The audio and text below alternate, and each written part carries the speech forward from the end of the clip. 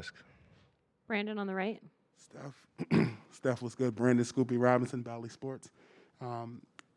Clay talked about how he watched, or has recently watched, as of, I guess, a day or so, YouTube videos to kind of get some motivation going, shooting wise. Of himself? He, Is that what he's insinuating? yeah, All the best do that. No, I like that. I like that. you make mention that all the best do it. Who outside of yourself do you watch on YouTube shooting? That's a great question. Go back and watch Ray Allen clips. Obviously Reggie, Seth Curry. Who else I watch? That's the top of the list. Might throw some old Virginia Tech Dell Curry highlights in without the three-point line. But other than that, you're kind of just watching a lot of just film of other games and all that. It's not so much a YouTube thing. It's more just being an NBA fan and just watching Marcus Thompson. Unbelievable. I'm calling you out. It's like when you're in church and like the pastor's giving a sermon and you over there with your phone. You just more so just being an NBA fan and just consuming as much basketball as possible, and you start to get motivated and inspired by, all different type of people.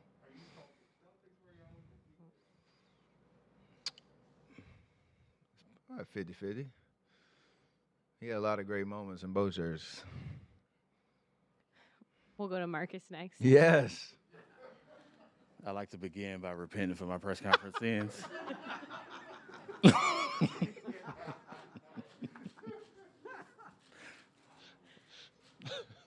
Two questions for you. One, is there any, you're a basketball historian. Is there any feel or juice from you're about to play a finals game in Boston against the Celtics, like as an NBA head? What does that feel like? I don't know why this keeps going off. It's my daughter. She needs to stop. Don't blame it on the kids. It is. It is. And then, see? I don't know. So, and then secondly, why do you think Gary Payton has become such a beloved figure so fast? Like, what is it about him? I don't know why this is happening. I think I'll start with GP. Like, I think probably a lot of, just his name first and foremost in terms of, basketball history, and it's so hard to make this league in general, but even harder when what I would feel like the odds of like the NBA's, player's son trying to, follow in their dad's footsteps. It's a difficult, challenging journey, and for him, coming out of college and trying to find his way, G League, training camp offers, bouncing around the league all over the place, and then finally finding a home. And last year, him coming in and making an impact. And I think he was on two-way last year. And, like, he was available but not really. And then knowing he could really help us this year, and then it actually proven to be an amazing difference maker. I think fans really resonate with that. They love the way, he approaches the game, his energy. He changes games without really, having crazy scoring outputs. He's just the stuff that you just get so much energy from watching him defend and, disrupt and do all that type of stuff. Fans love that, and we love it too as his teammates. So it's been awesome to watch his growth and development this year. And him coming off that injury, that moment he checked back in the game was an amazing. Response from the crowd that gave us a lot of juice. And, I'm sure more of that to come in this series. What was the other question?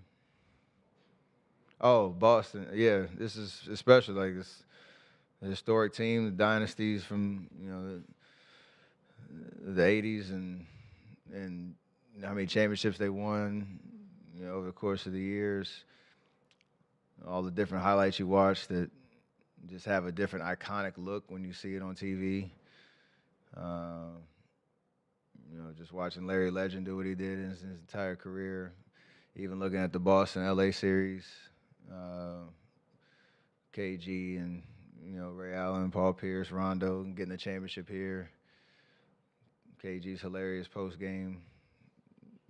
Anything is possible, whatever. So there's a lot of history in this city and in this building, and should be an amazing atmosphere, out there on the court tomorrow and Friday. Brian on the left.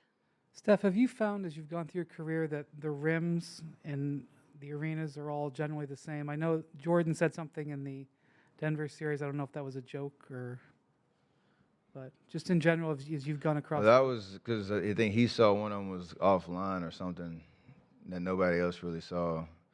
And then they actually checked it, and it was like, yeah, it was off center by like an inch or so.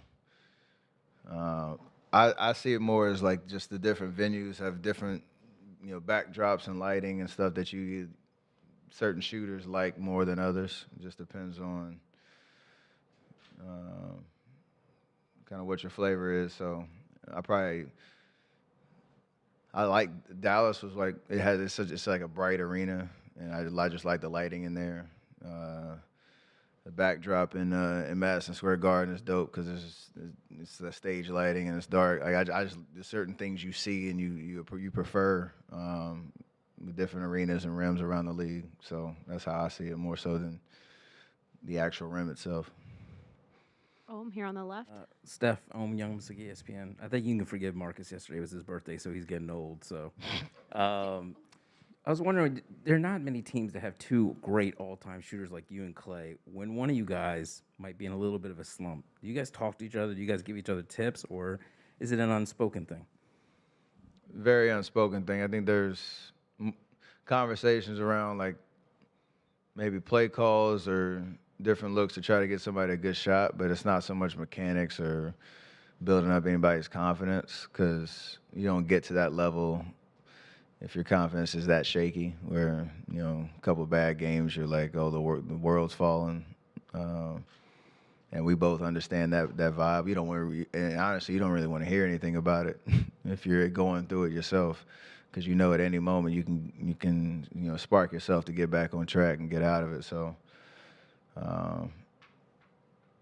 it's the best thing you could probably say is just keep shooting, because that's the only way you get yourself out of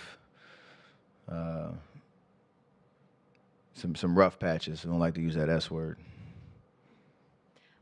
Last couple of questions. Monty on the right. Stephen, you watched Clay the first two games, and he hasn't shot the ball as well as he can. But knowing his history, do you have a certain, peace of mind or whatever, in knowing that what has happened the first two games is going to stop at some point? History with him has shown there's no predictor to when he can just take it to another level.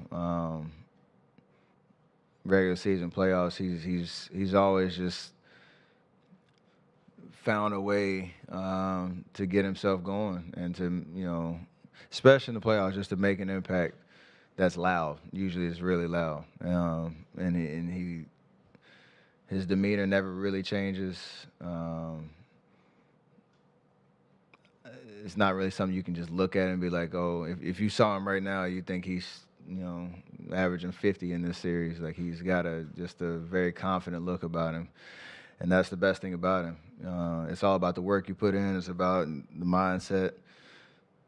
He doesn't need any teaching points on that. And so that's why there's so much confidence that at any moment he can go off. Last question. Joe here in the middle. Hey, Steph. I wanted to go off topic here a little bit. As a big golf fan like you are, and somebody who actually occasionally works with the PGA, I'm just wondering if you had any opinion or thoughts on what's going on with the Saudi tournament and guys leaving the PGA, and just if you had any concerns or just thoughts on that issue.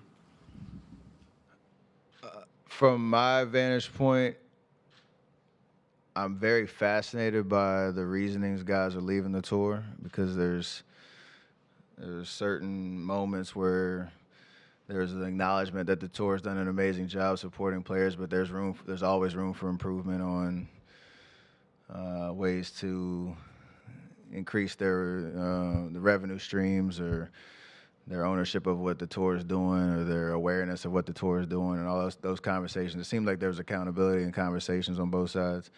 And then like the last month, you've seen a lot of guys jump ship, obviously with Dustin being the biggest name to go. So and they get up here and they have their interviews and stuff, and I'm sure the money is a big part of it, but I don't know what the other consequences are going to be, the punishments or whatever the fallout is in terms of them leaving the tour. So I'm curious. I don't know enough to comment on that because I'm just really curious about the whys that they're jumping ship. But it is kind of cool to see certain guys speak out about, you know, the legacy of the tour, the fact that there is room for improvement, but that they're loyal to, you know, the traditions and the history, and understand that they still want to chase, you know, trophies and championships that mean something in the history of the game of golf. So I don't think there's anything threatening that, but I'm very curious as to what Live Golf and what the whole kind of agreement is that makes these guys want to jump ship, you know, especially right now. So Thanks, I'm Steph. sure that'll continue to show itself.